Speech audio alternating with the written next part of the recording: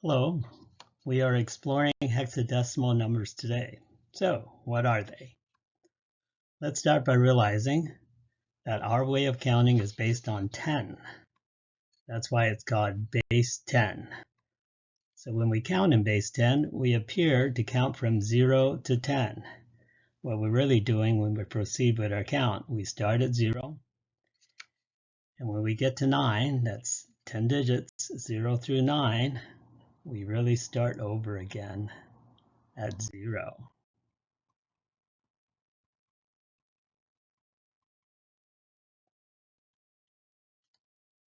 But wait, you say, what happened to 10?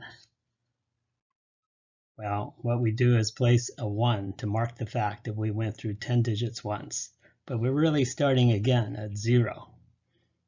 And if we continue counting, we'll get to the second 9, which we call 19, and start again at 0.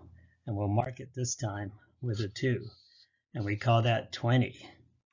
What about counting in another base? How about base 7?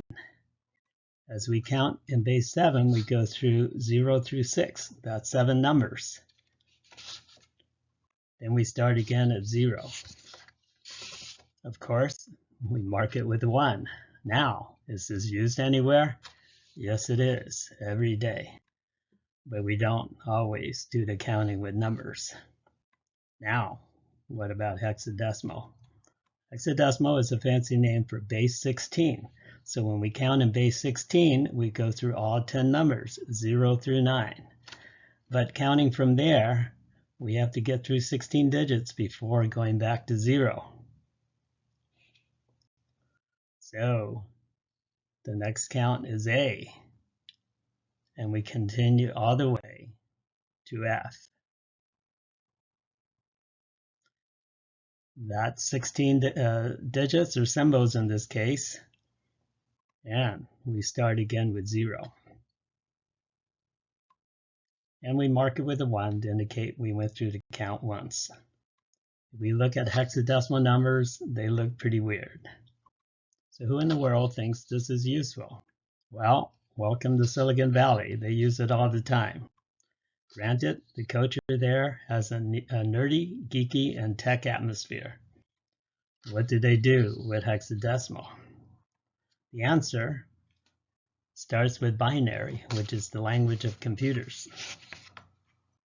Binary is base 2. So when we use it to count, we go from 0 to 1, and that's pretty much it. We start again at 0. We mark it with a 1, but as we continue to count, we can't mark the next round with a 2 because 2 does not exist in this system. So the count goes to 1, 1, and then 1, 0, 0. So you could see how numbers could get really long.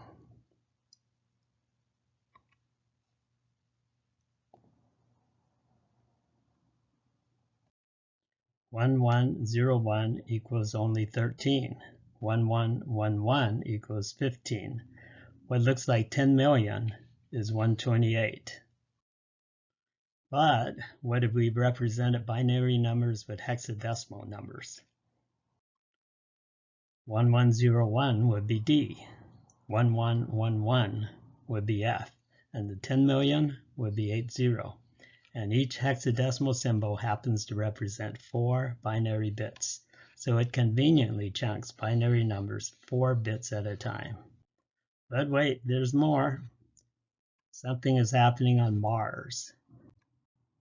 It's said that the culture on Mars has a lonely, dry, and suffocating atmosphere. We have some recent footage of something happening there. The Martians are up to something.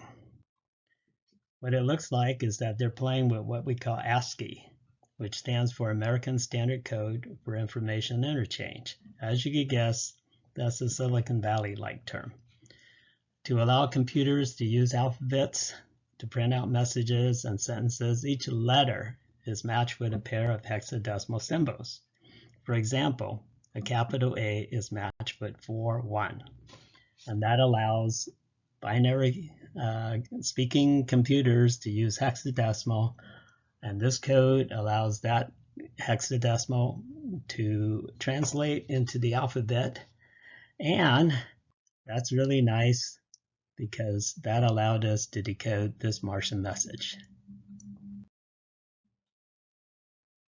Thank you. I'm Noah Fong.